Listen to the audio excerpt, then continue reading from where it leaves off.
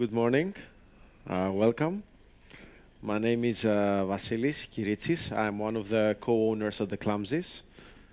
This year is number 6 at the world's 50 best bars. We are from Athens, and I'm really happy to be here because I totally believe that Spanish people and Greek people have the same attitude and so many common things. And that's one of the things that I always feel like home when I'm coming here. So I want to explain you some things about our concept, and I want to explain you some things about the way that we treat our ingredients in my bar. So first of all, I would love you to taste the honey that I gave to you. It's a salted honey, and the whole philosophy of the Clumsies and the way that we treat our ingredients is there. And I will explain you why. Did you taste it? It's different, huh? So, what's the way of thinking behind this ingredient?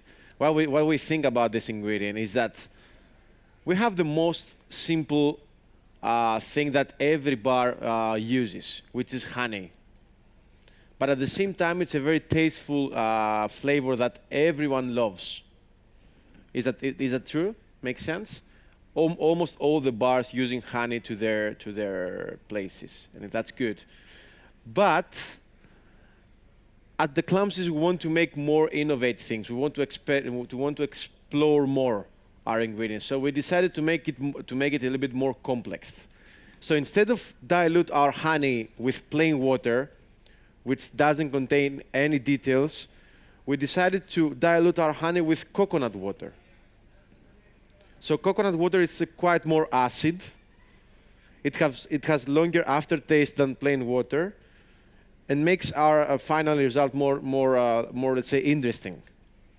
So one factor that always gives more transports more flavor to our mouth, it's salt.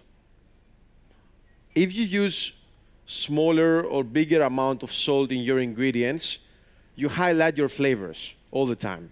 Sometimes you can use a pinch of salt to one of your ingredients and highlight more of your flavors. So we decided to highlight the flavor of the Greek honey that you're tasting here. That's why we use a little bit of salt. And at the same time, it gives more details to your mouth. You like it? You loved it? You hate it? It's good for you. I have more to give you if you want later. So let's go back to this picture, this slide. This is our label, to be honest. It looks big here, but it's very small. It's outside of the Clumsies, and it's our label. When a person approaches, the first thing that he's seeing is a ring. And what a ring represents for the people. A house. So a house, what a house represents to the people. Exactly. And at the same time, represents family, hospitality. When you go to your friend's house, what do you want to see? You want to see smiley faces. And that's the most important thing in our bar. And I think that's the most important thing for all the bars. Because maybe some bars can do great drinks, perfect ingredients, great combinations, nice garnishes, but if your bartender doesn't smile, it doesn't make any sense to you. To me, to be honest.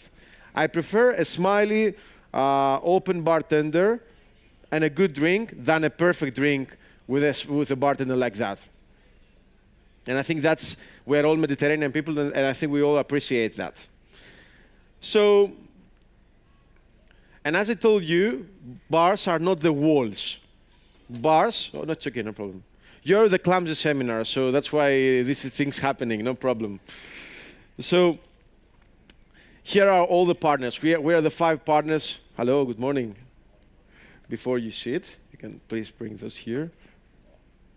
Nice to meet you. Nice to meet you. Welcome. So, yes. Yeah, of course. One. And one more. So as I told you, bars are not the walls, are not the drinks only, are the people. And here I present you the 4 more partners that we run the Clumsies. And I'm going to say partners.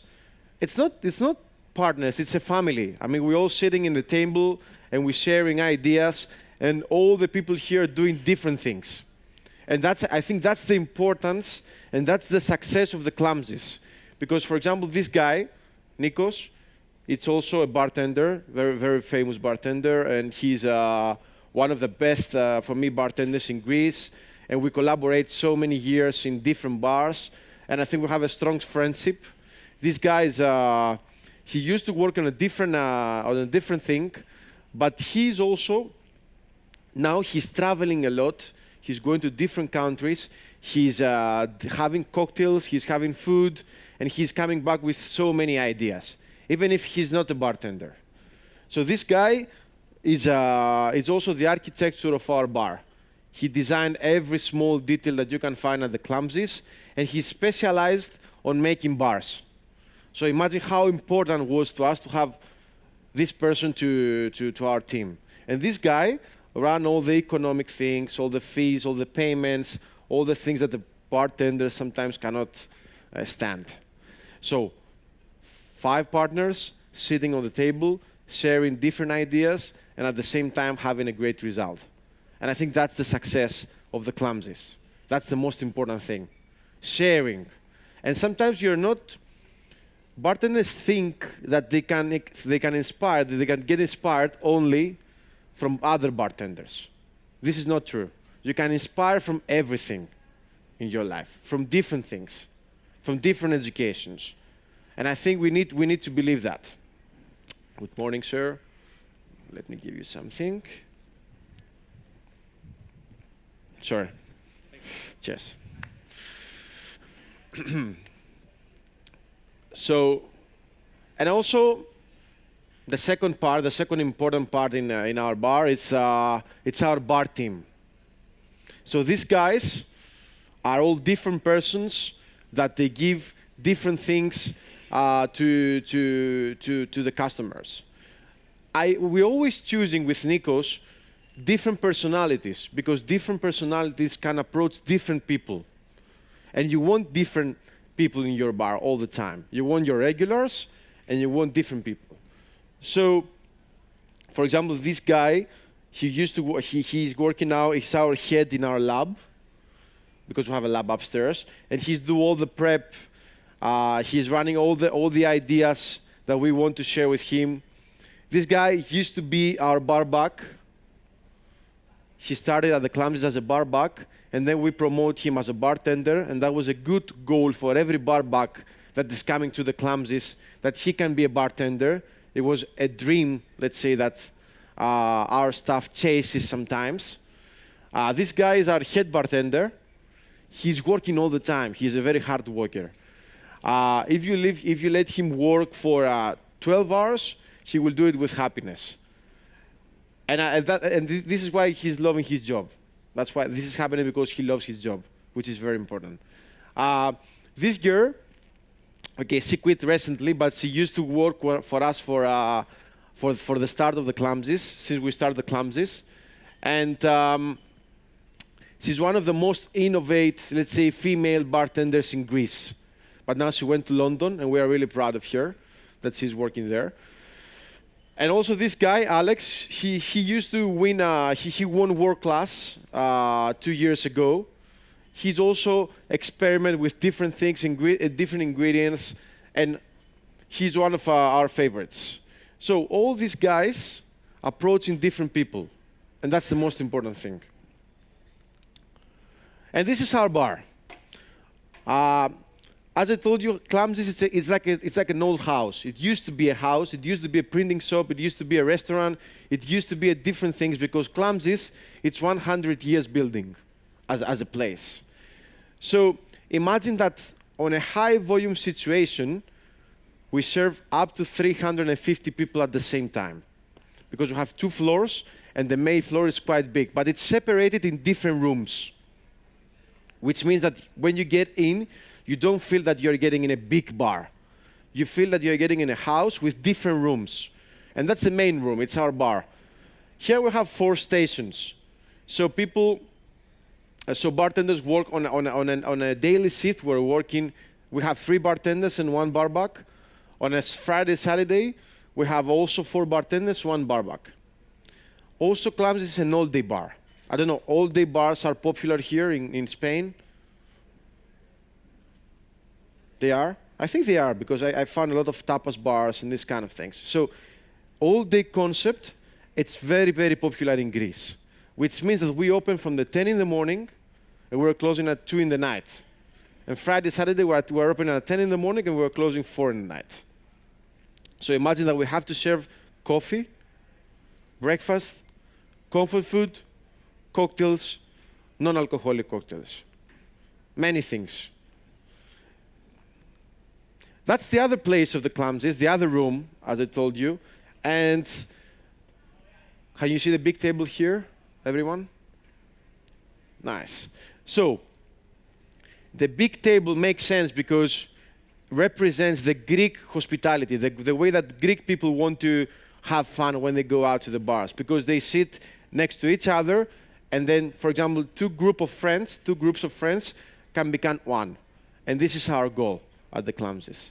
As I told you, first of all, we try to take care about how we're going to make people getting closer. So, also, you can see here it's a customized lightings that represents the house.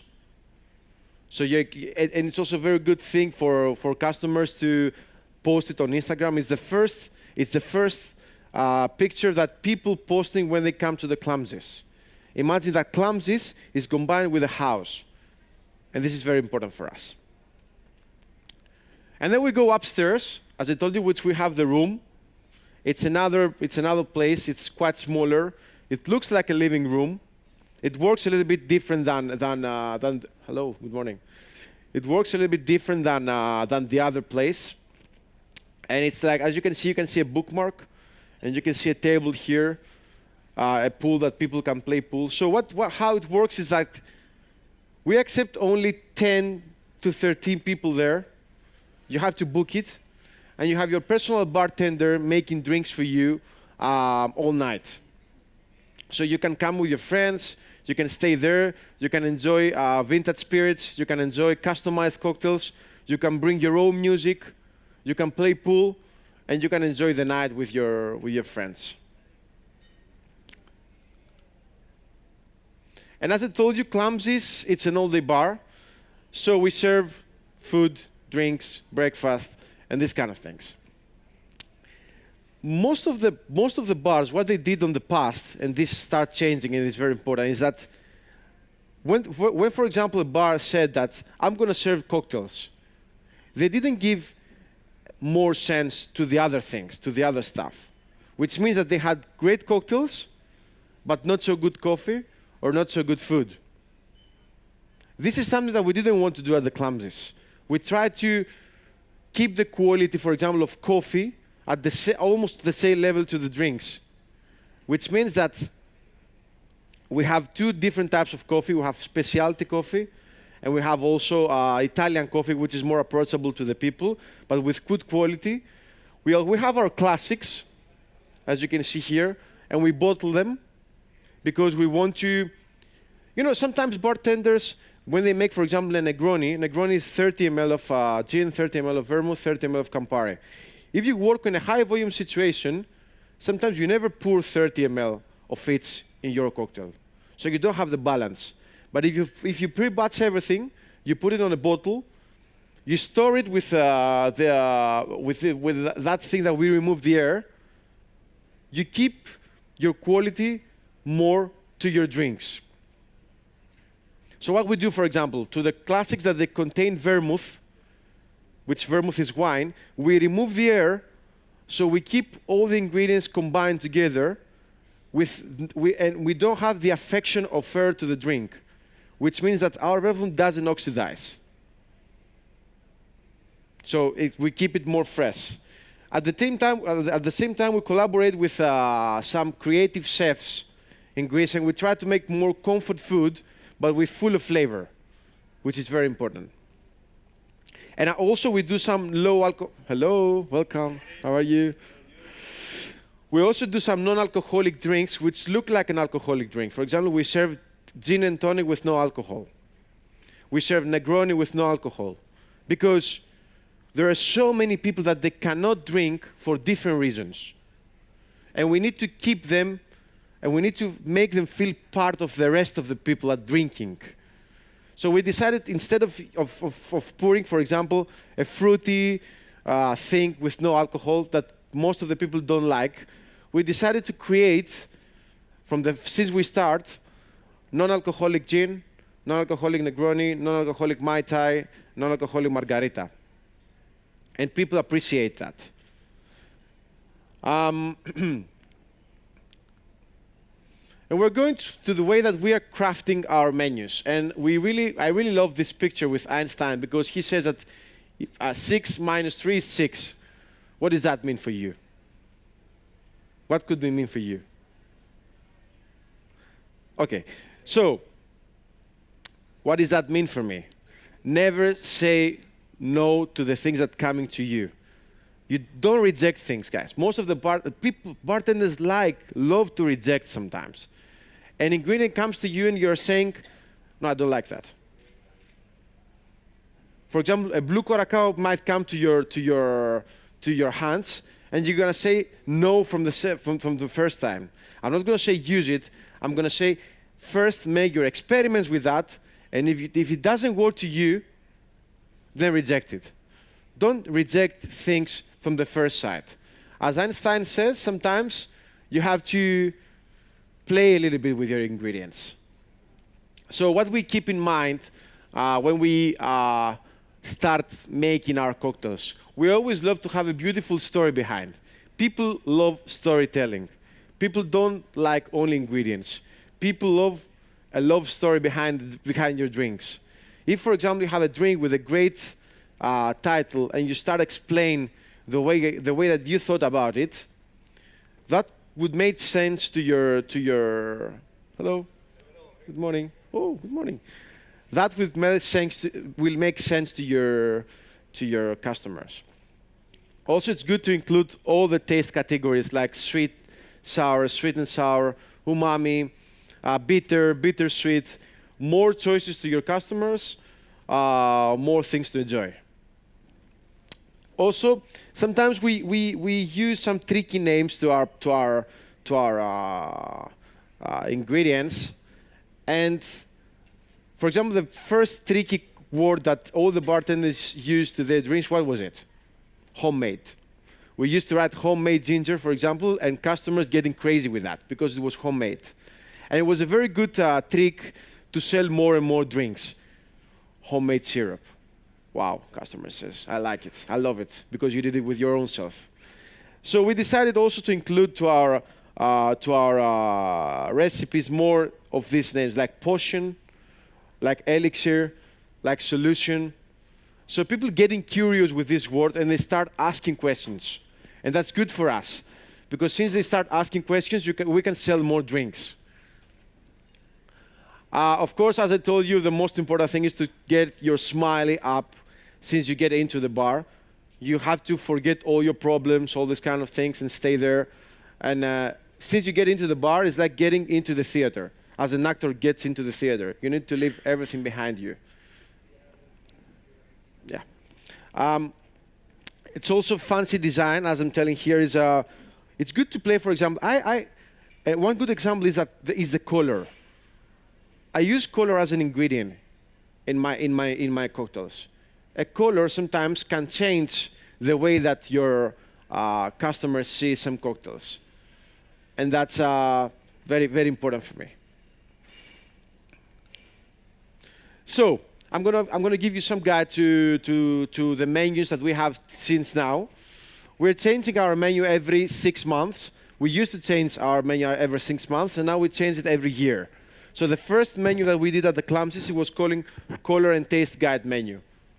So what was it? It was a wooden box that we had a kind of board that people could see how the sweet and sour, the umami works in our point of view in color. And then we had only the main title and the main spirit of the cocktail, because that was the way that Greek people love to order drinks. For example, they come into my bar and they say, I want something with gin, sweet and sour. So we decided to give this option. Hey, good morning. This option to our customers. And since they choose their main title and the basic ingredient, they could go to the jar, open the jar, and smell the rest of the flavors. So it was a tricky menu to give more choices to our people. That was the second menu. It was called Kaleidoscope. It was an observation of beautiful colors and forms, which means that it was like the color was represent the cocktail. But sometimes, not only the color, but the basic ingredient, you could find it on your cocktails here. For example, here we had a cocktail called Banana Joe. And if you approach the page, you can see that the page looks like a banana. And every title was inspired by different people that affect our lives, different designers, different bartenders, different actors. So every title was inspired by a different person. So it was like a game for our customers. And then we did the special Relativity, which was the way that we approach our, let's say, our future. Because special relativity was inspired also by Albert Einstein, and she was saying that time is relative. It's the same thing when you get into an airplane. The airplane goes with 785 kilometers, and you feel that the airplane goes really slow when you look outside. So time is relative sometimes. So we decided to do our special relativity menu, which was past, present, and future. So past was inspired by classic cocktails, but always with a clumsy twist. The present was inspired by popular cocktails that people love to have when they come to the Clumsies. And future were more, let's say, experimental cocktails. So it was the way that we see, let's say, the time. And that was a very popular cocktail of that menu. It was called Infinity.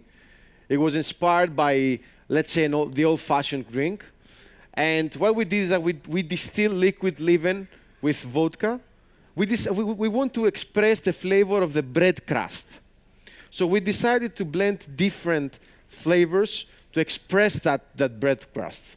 So what we did is that we distilled liquid leaven, which was a very acid vodka, and that was represented by the yeast of the bread husk. And at the same time, we decided to use the hazelnut potion, which was a blend of hazelnut liquor with liquor ice and these kind of things to give more complexity. And what we did also is that we roasted this potion with coffee beans. But we collaborated with a coffee shop, and we found that since we roast coffee in the roastery, every time that the temperature changes, we have different flavors. So we find out that at 175 degrees, the coffee beans, since we roast them, smell like bread. So we took these beans and we cooked it with the hazelnut potion. And the whole mixture, the final result, was a kind of illusional bread crust. So also in Greece, we love eating bread with olives. So we decided to garnish with olives. It's a very, let's say, Greek style of eating bread and having a good time. And now we're running the Genesis, which is the menu that we have now at the Clumsies. It's inspired by Greek and English words that they have the same roots. So this is good also for the Greek people because they can recognize some of their words. And it's also good for the English people or people outside of Greece because they can search more easily the drink that they love. And this is also one of the drinks that we serve now. It's called Symmetry. It plays along with seasonality. It's a kind of Ramos gin fizz with a twist. So what we do here is that we thought that Greek people don't like a lot egg white. So we decided to replace the egg white with different things. So we did aquafaba, which is very popular now, but we tried to make the perfect, let's say, aquafaba.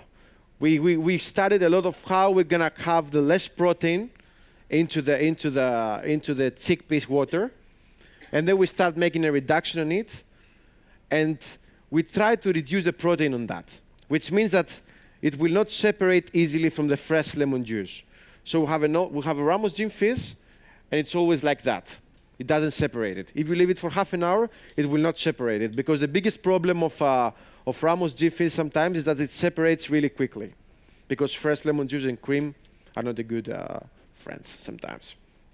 So we use the Clumsies Saltum gin, aquafaba, vanilla cream, and some citrus soda. And here is the place that we do all the research, all the innovation, all the preparation. And yeah, I'm going to say that my first serious inspiration came from this lady there, from Zoe. Yeah, I had the States at Drink Factory, and I received a lot of experience on that, and I thank you for that. And it's good to receive experience, but at the same time, it's good to turn it to your own needs. So what we did at the Clumsies is that we created a lab that can be adapted to a high volume situation. As I told you, sometimes we serve up to 350 people. Eric knows that. And we need to adapt our lab to these needs. So it's very important when you treat your ingredients to find out how many people you have to serve to your bar. It's very easy to, for me, what I realized from our lab is that it's very easy to buy all the stuff. If you have the money, you can do that. You can buy your stuff. But it's not so easy to organize a schedule that will work to your bar. That was the hard part for me. That was the hard part for the whole team, let's say. It's very easy. Everyone can buy a sous vide now. Everyone can buy a centrifuge. Everyone can buy different things. But it's not very easy to set it up to your schedule. Because you see a lot of innovation comes to your mind, and sometimes you're getting lost on that, but you can realize that some things cannot work because you have to serve a lot of people.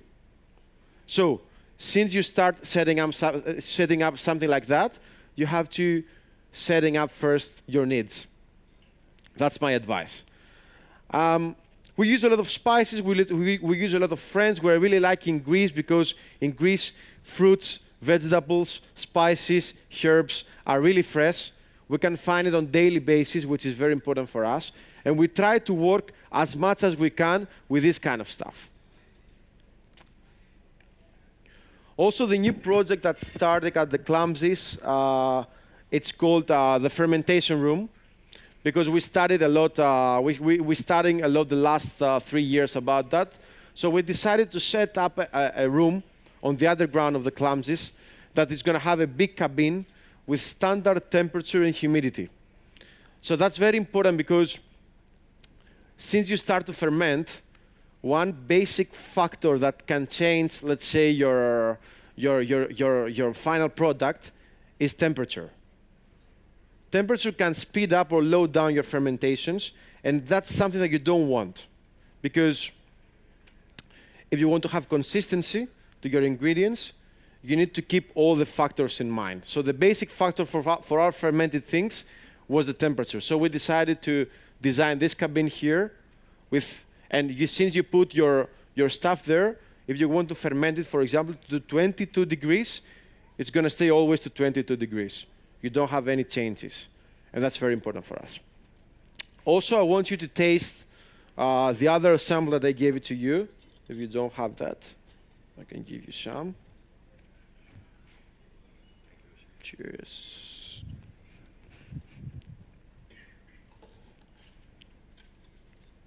Nice. You want some? This is for you. Cheers. So this is one of the first. Do you all have? Do you have? No.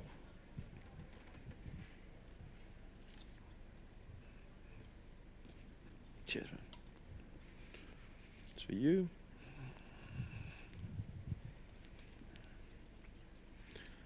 So what are you going to taste now? It's called baklava fortified wine. So we first start make made it. It was one of the first things that we did at the Clumsies. It was the mead, because it's also an ingredient that we use in one of our cocktails, which is a honey wine. It's a fermented honey that turns to wine. So how we do that is that we do two different types of mead. Mead 2, which is a dry style, which is more dried. We use a lot of acids and this kind of things to make it more dry. And this one is the more fruity, which is only honey, chlorine-free water, some mead yeast, fresh orange and pineapple to make it more fruity. And since those two ferment, we blend them. But for that thing that you've tasted now, I used only the mead one, which is the fruity style, because baklava. If you study a little bit baklava, do you all know baklava? It's a very traditional Turkish and Greek delight that, yes, exactly. So it contains cloves, cinnamon, orange, and the crust, the crispy crust that you have to taste. It's very traditional. If you come to Greece, you can find it everywhere. So I decided to use these elements that this dessert has. And this is going to be also in the new menu. It's a cocktail that you first taste here. So I decided to use only the one part of those two, infuse it with some cinnamon and cloves, which is the basic elements that baklava has, and then adding some let's say some aged rum, because that's the way, for example, that fortified wine works. As I told you, it's a baklava fortified wine. So when you make fortified wine, you first do your, let's say, your wine part, and then if you want to cut the process of your fermentation, you're adding alcohol. So I add alcohol. You get, okay, most of the fortified wines use plain alcohol, natural alcohol, but you're free to use more different spirits. So I decided instead of natural alcohol to use rum, aged rum, which contains vanilla, and more spices. So they combine really well with cloves and cinnamon, and they give a good combination. So I decided to use cinnamon, cloves, infused mead one, and then aged rum and some orange liquor, because orange, it's also very important to baklava. So the final result is what you taste. You like it? It's good for you? Nice. First people that tasting the first drink of the new menu. Thank you. So one more thing that we do at the Clumsies, and it's very nice, it's very good to experiment as an ingredient, is kombucha. Kombucha is very healthy for ourselves, and at the same time, it's a very good ingredient to play. The only thing that you need is this one, is the kombucha mother, which is the SCOBY. It's a kind of bacteria culture that you infuse it to your black or green tea, and it starts to ferment. If you add sugar, the mother culture, the kombucha, and your black tea, you start to ferment. And you can take this one, since it's ferment, and make it carbonated, adding more fruits, make it more fruity. You can add some spices. You can work a lot. So it's a very simple and good ingredient to work on it. And it's coming more and more and more to our bars. Now in the new menu, we're going to make a kind of Long Island iced tea. It's going to be a twisted Long Island, and we're going to make kombucha cola. We're going to use kombucha, and we're going to infuse it with different things, and we're going to have the Long Island mixture and the kombucha cola, just to play a little bit with a very popular cocktail that everyone loves, but bartenders hate sometimes. But we love playing, at the Clumsies, we love playing with things that other bartenders hate sometimes, so it's our style. So I want to thank you for coming. And of course, I will tell to you that don't stop to research, guys. Researching is the most important thing. As one of our food scientists that we collaborated, the Clumsies told me 98% of your ingredients will fail. And that's true. 98% of our ingredients failing. But the 2% of the ingredients that they're good, I give you the success and the happiness. Thank you so much. Cheers.